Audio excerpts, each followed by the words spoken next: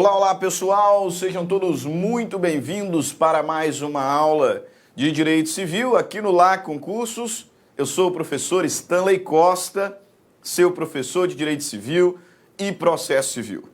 Na aula de hoje nós vamos dar sequência aos estudos sobre a responsabilidade civil, depois de termos trabalhado aqui acerca das excludentes de ilicitude, das excludentes de responsabilidade. Nós caminhamos para a parte final da chamada teoria geral da responsabilidade civil, estudando acerca da culpa e na próxima aula sobre a teoria do risco. Como disse, nós estamos concluindo a teoria geral, porque você bem sabe que a responsabilidade civil compreende uma série de assuntos específicos, né? Responsabilidade do transportador, responsabilidade da seguradora, responsabilidade das instituições de ensino, das instituições bancárias, responsabilidade das empresas aéreas, enfim,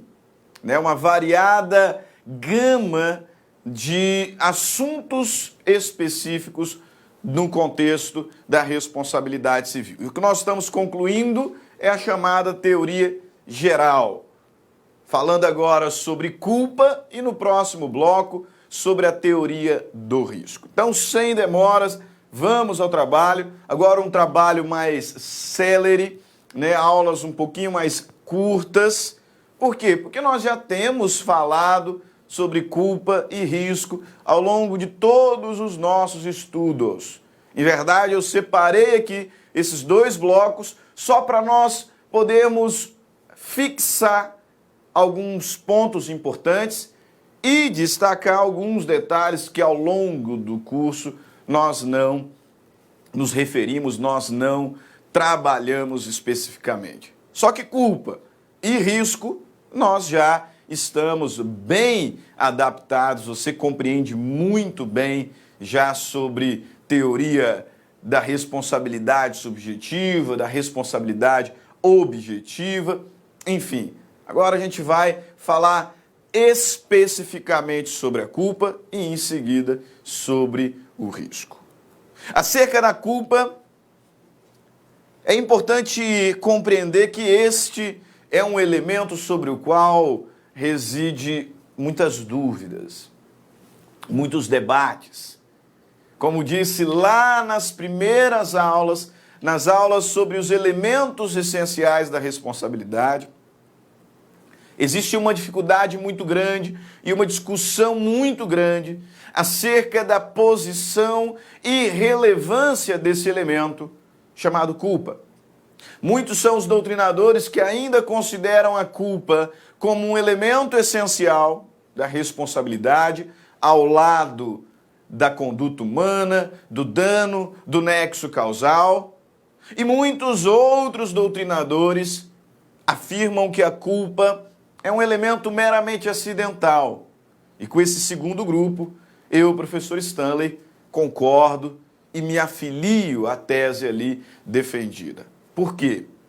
Porque sabemos que existem muitas hipóteses espalhadas pelo Código Civil e fora dele também, de responsabilidade objetiva.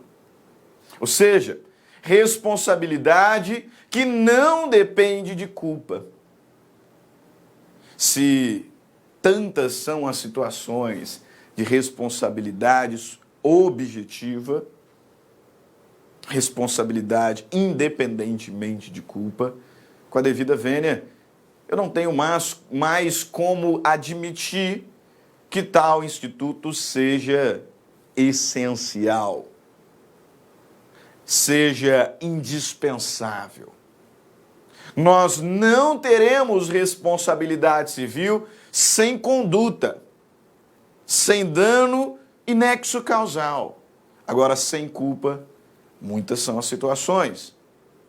Por isso, disse, concordo com aqueles que defendem que a culpa é um elemento acidental.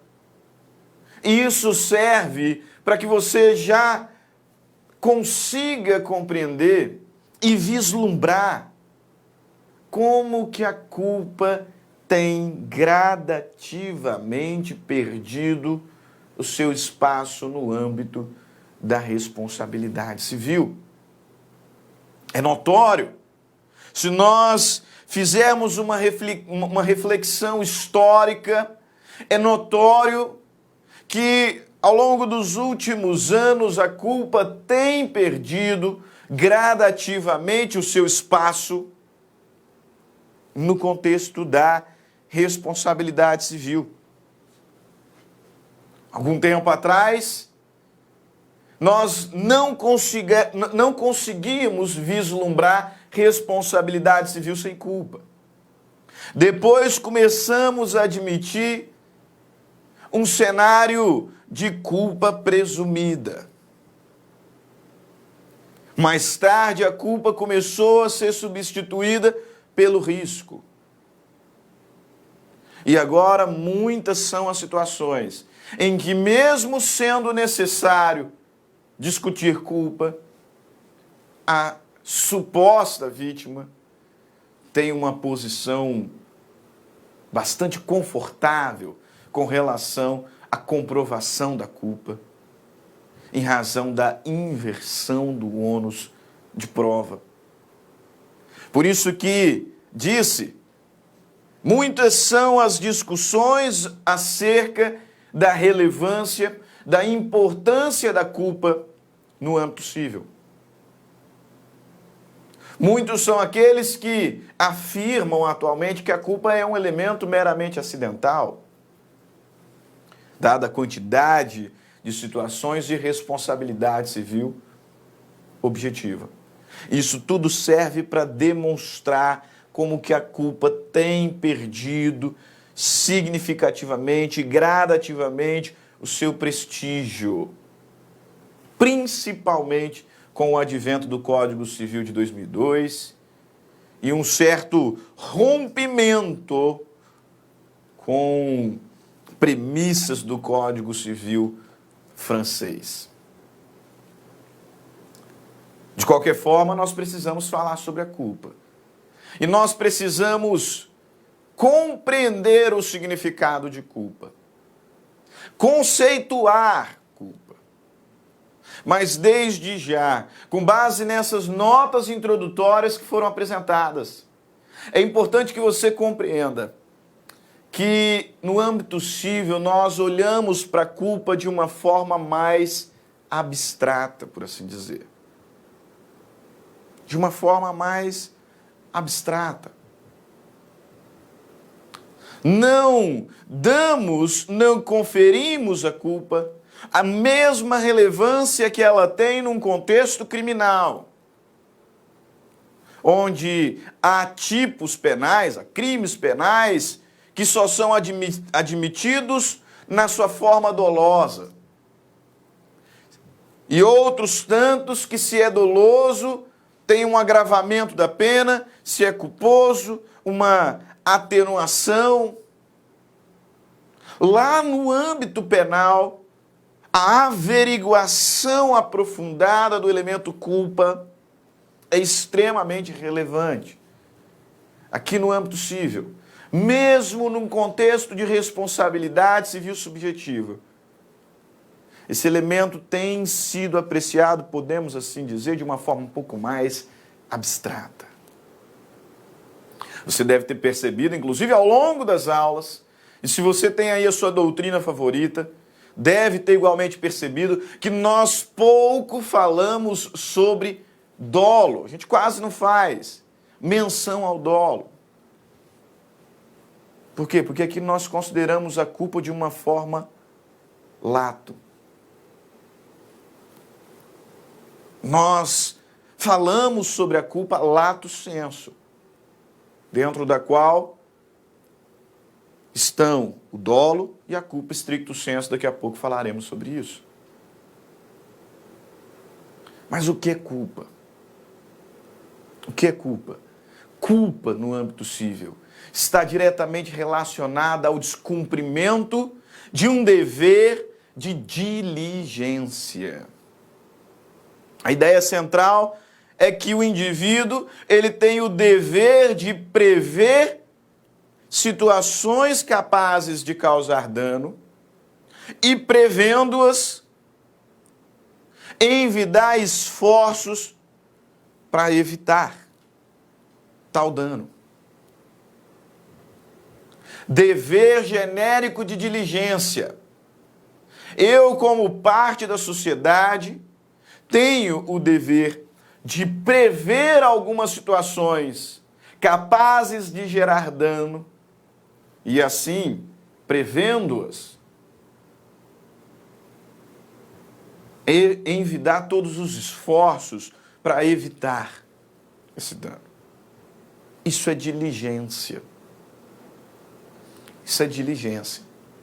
Compartilho aqui no nosso slide alguns conceitos, né, para nos ajudar aqui nessa empreitada. O Carlos Roberto Gonçalves vai dizer que agir com culpa significa atuar o agente em termos de pessoalmente merecer a censura, a reprovação do direito.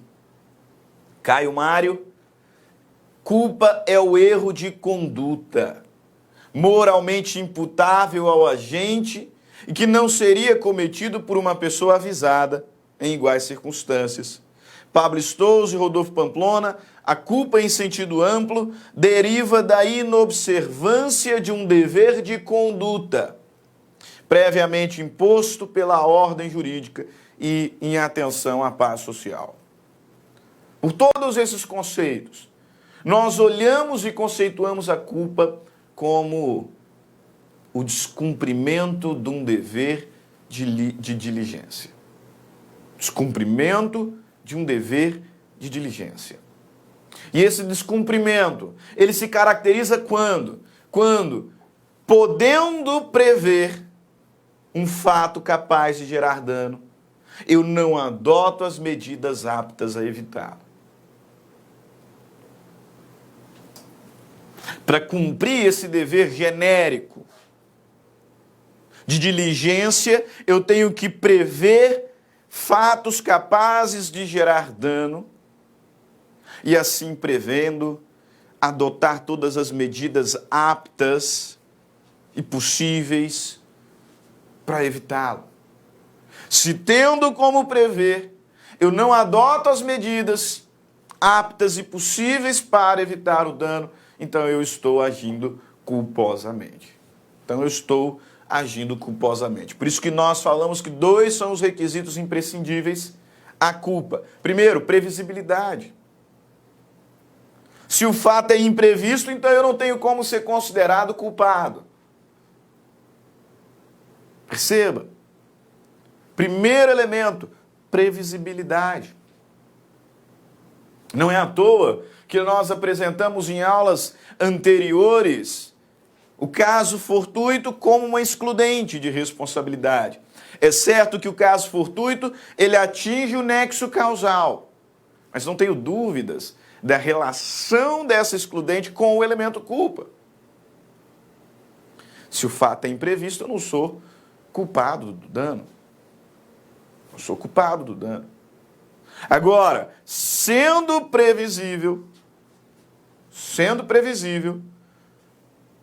serei culpado se não agir de acordo com o comportamento do homo medius, que é o segundo elemento.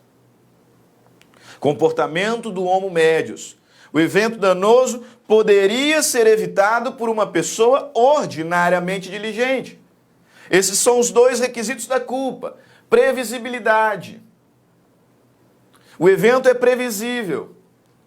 E segundo elemento, comportamento do homo medius. O dano poderia ter sido evitado por uma pessoa ordinariamente diligente. Nesse segundo ponto aqui fica muito clara a relação da força maior, né? Pegando ali aquilo que a maioria da doutrina diz, que a maior parte da doutrina diz, que força maior é o evento inevitável. Se eu não tenho como evitar, mesmo que previsível, se eu não tenho como evitar o dano, então eu não sou culpado. Não sou culpado. Nós, de fato, observamos a culpa de uma forma mais abstrata, por assim dizer, quando comparado com o direito penal. Aqui a culpa é o descumprimento de um dever de diligência, que se caracteriza por dois elementos: previsibilidade. O evento danoso é previsível, porque se for caso fortuito, eu não sou culpado. Não sou. O evento danoso é previsível. E segundo, uma pessoa ordinariamente diligente poderia ter evitado. Se agindo de acordo com o comportamento do homo médius, aquele dano não tinha como ser evitado, então eu não sou culpado. Então eu não sou culpado.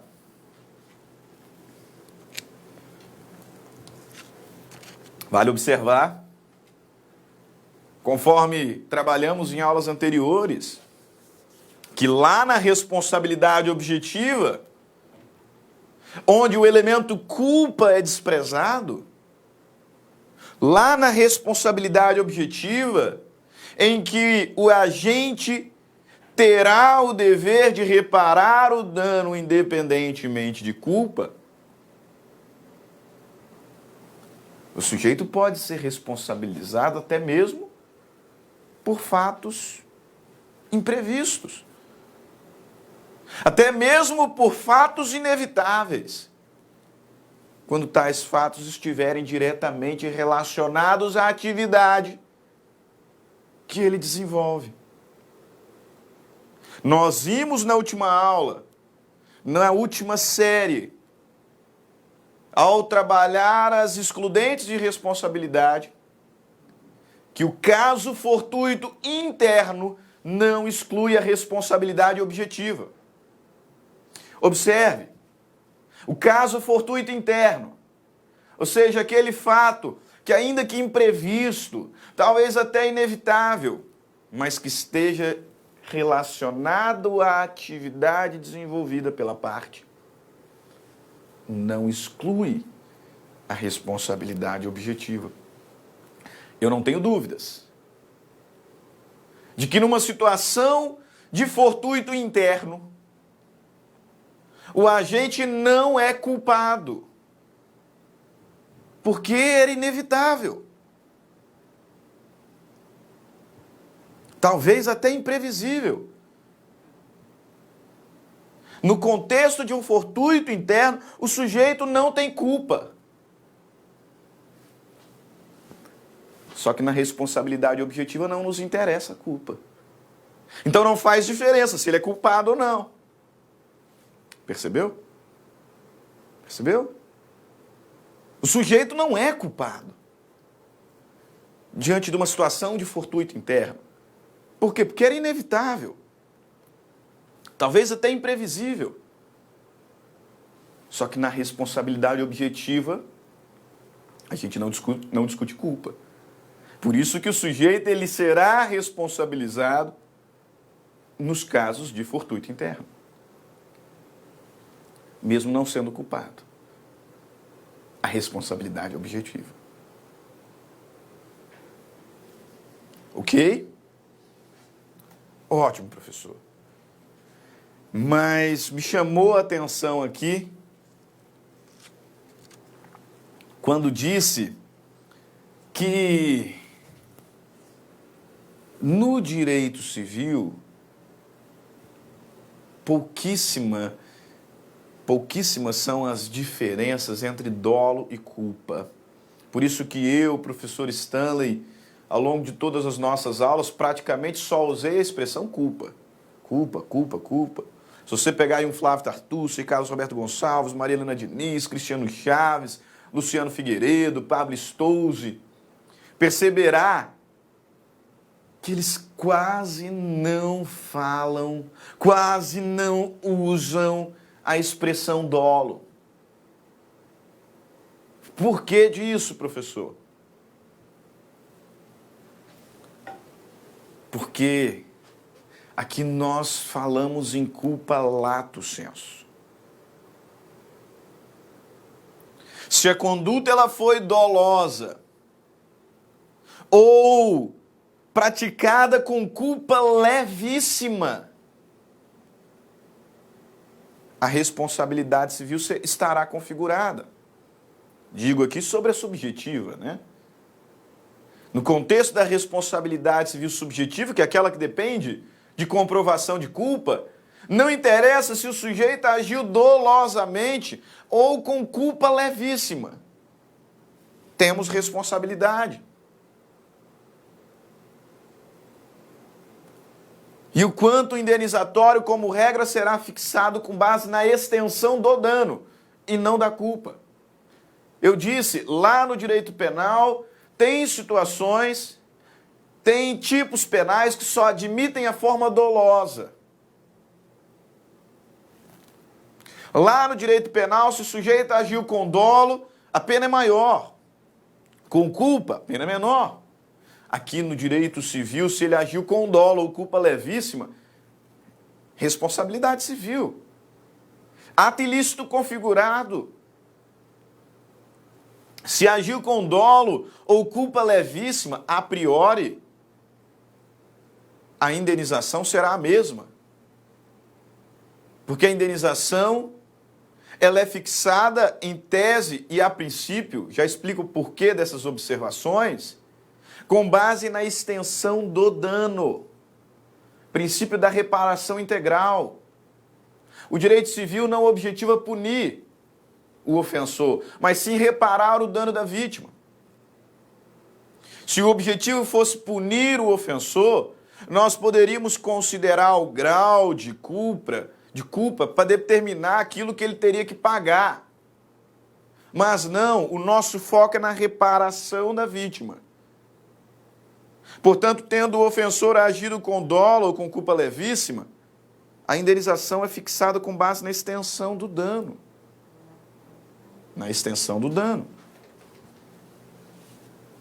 Por isso que digo, num contexto civil, são pouquíssimas as consequências. Há quem diga que é uma questão meramente acadêmica a distinção entre dolo e culpa. Muitos vão dizer isso aqui é uma distinção meramente conceitual, meramente acadêmica. Mas a gente precisa fazer, né? A gente precisa fazer. Aqui a gente utiliza a culpa lato sensu.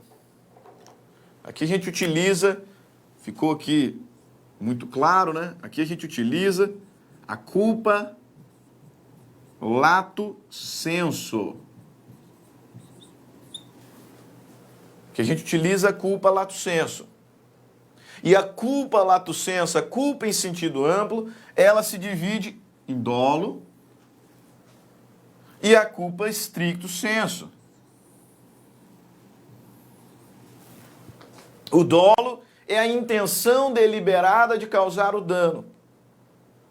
O sujeito sabe exatamente quais são as consequências da conduta praticada e ele quer tais consequências. Ele almeja essas consequências. Dolo, portanto, é a vontade manifestada e direcionada à produção de um dano. O indivíduo não apenas age, mas o escopo da sua atitude é lesionar. É lesionar. Nós temos que tomar um cuidado especial com o dolo. E eu costumo dizer, acredito que essa seja a razão, porque pouco falamos sobre o dolo no contexto da responsabilidade civil. Para mim, esta é uma das razões. Ao menos eu utilizo pouco a expressão dolo no contexto da responsabilidade civil, dentre outras. Por quê? Porque tem um outro dolo na nossa disciplina. Tem um outro instituto na nossa disciplina, no direito civil, que também é denominado dolo, que ao menos em tese não tem relação com o que nós estamos falando aqui no âmbito da responsabilidade. Você sabe qual é? Lá no estudo do negócio jurídico, você certamente ouviu falar sobre dolo. Sobre um outro instituto também chamado dolo, no contexto dos defeitos. Quando nós estudamos a teoria da invalidade do negócio jurídico, ao tratarmos sobre os defeitos do negócio jurídico, nós separamos esses defeitos em dois grupos: vícios sociais, fraude contra credores e simulação, e vícios de consentimento, erro, dolo, coação, estado de perigo e lesão. Olha o dolo aqui. No contexto dos negócios jurídicos, o dolo é um vício de consentimento, um defeito que pode gerar anulação do negócio jurídico no prazo decadencial de 4 anos a contar da data da celebração. Artigo 171 e artigo 178. E esse dolo, lá dos defeitos, ele tem uma série de classificações. Lá nós falamos em dolo essencial, dolo acidental, dolo omissivo, dolo comissivo, dolo de terceiro, dolo do representante, dolo recíproco, dolo de aproveitamento. Talvez por isso, e falo por mim, essa é uma das razões que aqui no âmbito da responsabilidade civil quase não uso essa expressão. Prefiro ficar com a culpa lato sensu, que abrange tanto a intenção deliberada de causar dano, como a culpa stricto sensu, que se materializa na negligência, imprudência e imperícia. O que é negligência, professor? Negligência é um comportamento negativo. Negligência é o descuido somado a uma omissão. A falta de diligência, ela se configura porque eu deixo de praticar um ato. Portanto, estou agindo negligentemente. Caso, por exemplo, daquele que vai fazer uma viagem e não realiza a revisão do seu carro. A revisão está atrasada lá há meses e o sujeito vai pegar a estrada e não fez a revisão. O pneu está careca e ele vai fazer uma viagem e não troca os pneus. Está agindo negligentemente. Culpa, stricto sensu. E a imprudência? A imprudência é o extremo oposto. É o descuido somado à ação. A imprudência, ela se caracteriza por uma conduta, portanto, positiva. Mesmo não pretendendo causar o dano, eu assumo um risco desnecessariamente. Eu enfrento desnecessariamente uma situação de perigo, agindo contrariamente ao meu dever geral de cautela. Caso daquele que, embriagado, se propõe a dirigir um automóvel. Está atuando imprudentemente. Aqui no contexto civil, tá? Lembre-se disso. Aquele que está em alta velocidade, aquele que fura o sinal. Imprudência. E a imperícia, professor? A imperícia é a falta de técnica, né? O sujeito pratica um ato por não ter conhecimento, mesmo não tendo conhecimento específico.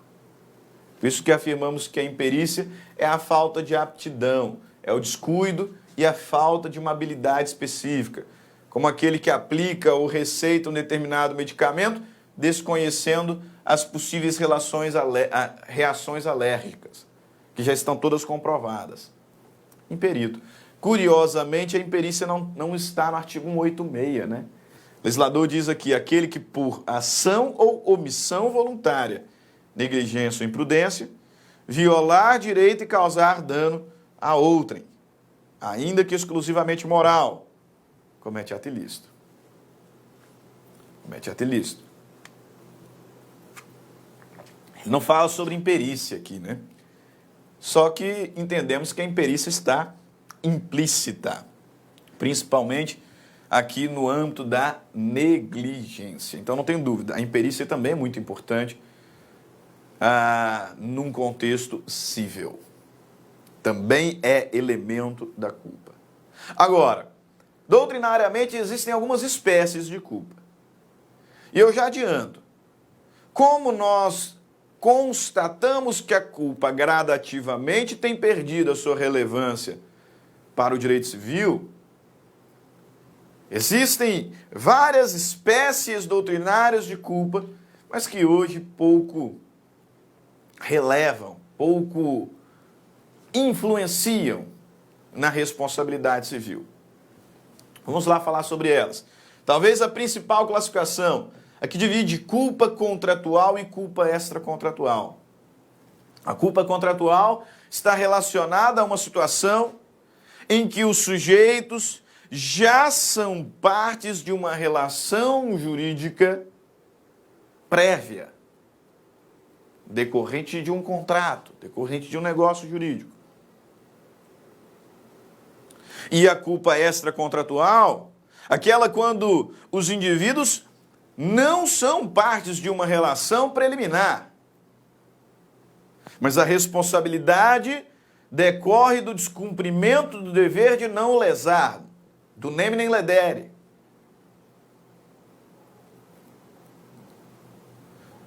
Qual que é a consequência dessa distinção entre culpa contratual e culpa extracontratual?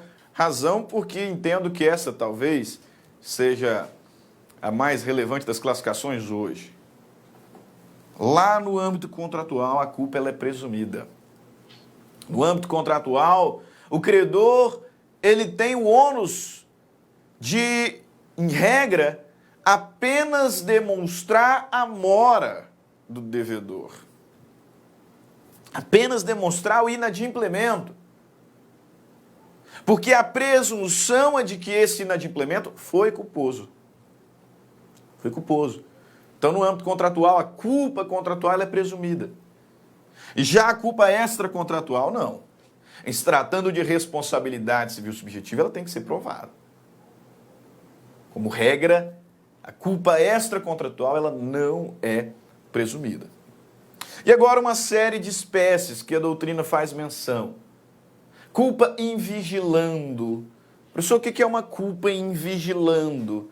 É aquela que decorre da falta ou do descumprimento do dever de fiscalizar.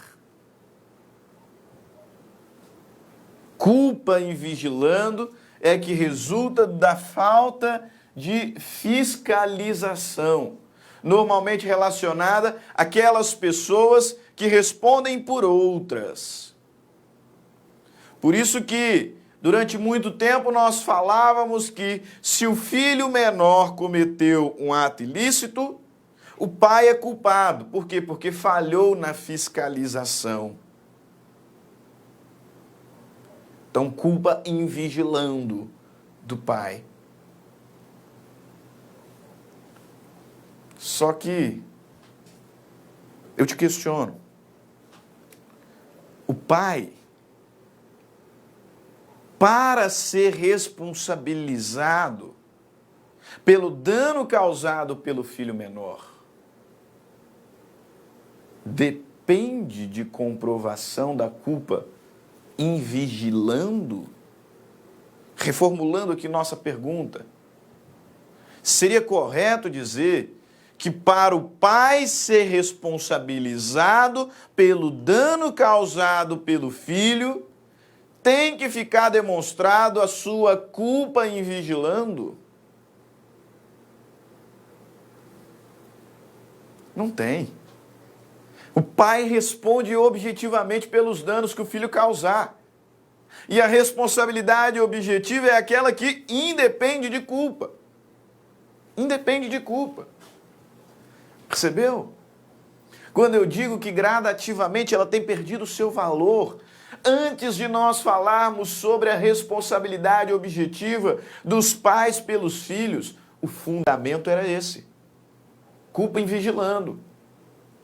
Agora eu não preciso mais. Agora eu não preciso mais falar sobre isso. O pai é culpado. O pai, se é culpado ou não, não interessa. Por quê? Porque ele responde objetivamente. Mesma coisa acontece quando falamos sobre a tal culpa in eligendo. Culpa in eligendo, que é aquela que decorre da má escolha. Da má escolha de um representante. Da má escolha de um preposto. Era o fundamento para responsabilizar o empregador pelos danos causados pelo empregado no exercício da função. O empregador era responsabilizado por culpa in eligendo. Hoje ele é responsabilizado objetivamente, não interessa a culpa. Percebeu? E da mesma forma, a tal da culpa in custodiendo. A culpa in custodiendo, muito semelhante à culpa in vigilando. Por quê? Porque aqui falha na fiscalização. Só que na fiscalização de coisas. De coisas.